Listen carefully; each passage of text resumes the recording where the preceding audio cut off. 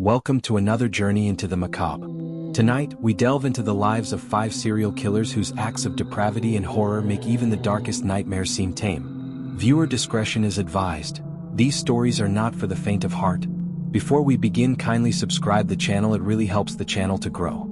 The Midnight Surgeon. Over a span of 5 years, the Midnight Surgeon has claimed 23 victims, each chosen with surgical precision. His chilling modus operandi? An eerie fascination with the human body and its vulnerabilities. Sarah Danvers was a nurse working the graveyard shift at St. Gregory's Hospital. On a quiet November night, she never clocked out. Her body was discovered in an abandoned surgical suite on the hospital's 4th floor, a floor that had been closed for renovations. Her cause of death? Exsanguination from precise incisions made to major arteries. Police found a chilling detail. Sarah's heart had been surgically removed and stitched back into her chest, perfectly preserved. By the 3rd victim, investigators noticed a pattern. The Midnight Surgeon left a signature, a scalpel etched with the initials MS placed delicately on the victim's chest. But the terror didn't end there. The surgeon had a penchant for sending taunting letters to the police, each written on the back of old medical charts. He signed every note with a chilling promise: "The body is my canvas." The Midnight Surgeon's victims were all connected to the medical field. Some speculated he was a disgraced surgeon seeking revenge. Others believed he was a deranged medical student with an obsession for anatomy. Whoever he was, his knowledge of the human body was unparalleled. Authorities believe he studied his victims for weeks, learning their routines before making his move. The surgeon's reign of terror came to an abrupt halt after his 23rd victim, Dr. Alan Hargrove. Unlike the others, Hargrove's body was never recovered. Instead, police found only his bloodied lab coat and the signature scalpel, embedded in a wall. Some believe Dr. Hargrove was taken as the surgeon's ultimate experiment. Others whisper of a macabre partnership, with Hargrove aiding in future crimes. To this day, some say the Midnight Surgeon still lurks. There have been reports of missing people, all tied to hospitals or medical schools. Maybe he's retired, or maybe he's just watching, waiting for his next patient. The Smiling Butcher. In the early 20th century, there was a butcher named Thomas Greaves. By all accounts, he was a friendly, hardworking man. Customers adored him. But behind his ever-present smile was a hunger that went far beyond meat. Thomas's shop was the pride of the town. His cuts of meat were always fresh, his prices fair. But as the years went by, people began to notice something strange. It started with pets. Dogs and cats disappearing without a trace. Then it escalated. Travelers passing through town, never making it to their destination. And yet, Thomas's shop thrived. Rumors spread. Some claimed to hear screams coming from the shop late at night. Others swore they saw Thomas hauling large human-shaped bundles into his back room. But no one dared confront him. In 1927, a young journalist named Margaret Vale decided to investigate. She had heard the whispers and wanted to uncover the truth. What she found was more horrifying than anyone could have imagined. Margaret's notes were found near the edge of town weeks later. Her body was never recovered. But her final entry tells a chilling tale.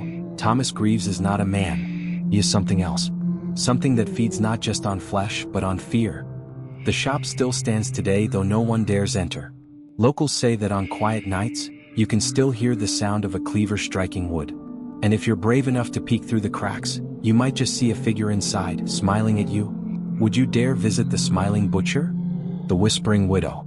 It began in the small town of Hollow Creek, a place where people still remembered the old ways. But even here, darkness can seep in. In the late 1800s, a widow by the name of Eleanor Dyer moved into a decrepit manor at the edge of the town. She was seen as a grieving woman, shrouded in sorrow, mourning the loss of her husband, Robert.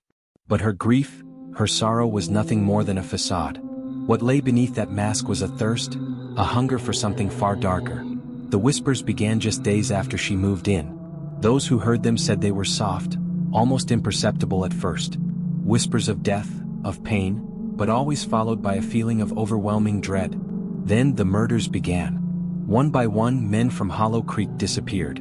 They were last seen walking past Eleanor's manor, always alone. Then, their bodies would turn up, mutilated beyond recognition, in the woods surrounding the town. But there was one detail that always remained the same. Each corpse had a single horrifying mark, a deep gash across the throat as though someone had whispered a command and the victim had obeyed. Rumors started to spread. People claimed that the widow's whispers weren't just noises. They were commands, instructions given to those who dared to listen too closely. And each victim, unable to resist the voice, would fall prey to their own fate. They say that if you listen long enough, you'll hear it. A soft, hissing voice just out of reach. A voice calling you, urging you to come closer. But it's a trap. Once you hear the whisper, you can never escape it. It takes hold of your mind. It feeds on your fear. Some say Eleanor's whispers were not of her own making, that they came from something far older, an ancient evil long sealed beneath her house. Whatever the source, it was clear that no one who heard her voice could resist, could survive. One night, a group of brave men decided to confront the widow. Armed with torches and knives, they stormed her manor, determined to stop the madness. But what they found inside the house was nothing short of a nightmare.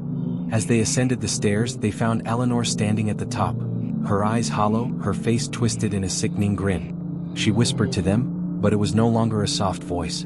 It was a roar of torment echoing in their minds, forcing them to turn on each other. By the time the sun rose, there was only silence. The house was empty, except for Eleanor. She was gone. No trace of her was ever found. Some say Eleanor never truly left, that her whispers still linger in Hollow Creek, that the widow is out there watching, waiting. And if you listen closely enough, you might just hear her call your name. So, do you hear it? The whispering? Listen closely. You might just be the next to fall victim to the whispering widow. The Collector. The Collector isn't a typical serial killer. His victims were not simply taken, they were chosen. And once chosen, they were preserved, kept. But what do we truly know about this man and his twisted actions? Tonight, we'll delve into his dark history, the eerie silence he left in his wake, and the unspeakable horrors he committed. The first known victim of the Collector was a young woman, just 19 years old. She disappeared without a trace and the police had no leads. It wasn't until weeks later that the chilling discovery was made. A body, perfectly preserved, encased in a strange, airtight container, displayed like a grotesque trophy in a hidden chamber beneath an abandoned house. But this was no simple display. Her body was meticulously posed. Every detail of her clothing, her hair, even the smallest of movements, everything was in place just as if she were alive. But there was no pulse, no breath. The killer's signature? Preservation. The victims, all young women, were kept alive, at least for a time. The Collector had a sick fascination with not just taking lives, but with controlling them. Slowly, painfully. He reveled in watching them deteriorate, their strength fading, their resistance breaking down. The worst part? The Collector never killed quickly. He enjoyed the anticipation, the slow unraveling of his victims' will, the fear in their eyes. And when their suffering finally came to an end, they were left to rot in silence. Not in graves, but in cabinets, in rooms, in closets. And yet, there was always something more disturbing than just the crimes themselves. The collection. A macabre gallery, each victim carefully catalogued in his mind, each one preserved like a rare artifact, a frozen moment in time. But what was his endgame? The last victim was discovered 3 years ago. But even in death, the Collector's legacy lingers. A body is found every few months. No one knows who the next victim will be. And though some believe the Collector is long gone, others say he never truly stopped. Because some collectors never retire. Is he still out there? Watching. Waiting for the next perfect piece to add to his collection? These are just 5 of the many monsters who walk among us, hidden in plain sight. Their stories remind us of the fragility of our existence and the darkness that can lurk in the most unexpected places. Subscribe for more tales of terror. Remember to lock your doors and keep the lights on. Until next time, stay safe, if you can.